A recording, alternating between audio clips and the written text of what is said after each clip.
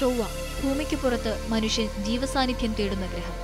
ചൊവ്വയിൽ ജീവസാന്നിധ്യം കണ്ടെത്താനുള്ള പരിശ്രമങ്ങൾക്ക് ദീർഘകാലത്തെ ചരിത്രമുണ്ട്. ചൊവ്വ പര്യവേഷണ ദൗത്യങ്ങളിലെ ആദ്യ ഇന്ത്യൻ ഉദ്യമമാണ് മംഗൾയാൻ.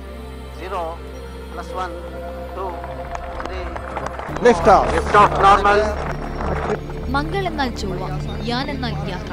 ഇത് രണ്ടും ചേർന്നപ്പോൾ മാർസ് ഓർബിറ്റ് മിഷൻ എന്ന് ISRO പേരുവിളിച്ച പരീക്ഷണ പേടകം മംഗൾയാനായി. സൗരയൂഥത്തിലെ ഒരു ഗ്രഹത്തിലേക്ക് ഇന്ത്യ അയക്കുന്ന ആദ്യ പരീക്ഷണ പേടകമാണ് മംഗൾയാൻ.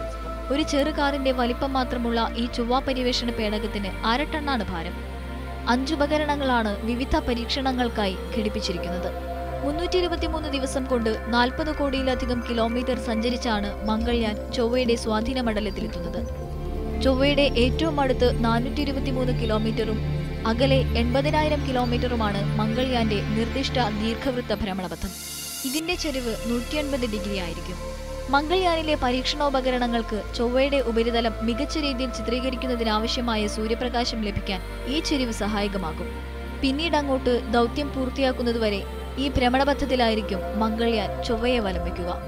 പേടകം ചൊവ്വയുടെ ഭ്രമണപഥത്തിലേക്ക് എത്തുന്നതോടെ അമേരിക്കയ്ക്കും റഷ്യയ്ക്കും യൂറോപ്യൻ സ്പേസ് ഏജൻസിക്കും പിന്നാലെ ചൊവ്വ ദൗത്യം വിജയകരമായി പൂർത്തിയാക്കുന്ന രാജ്യമാകും ഇന്ത്യ.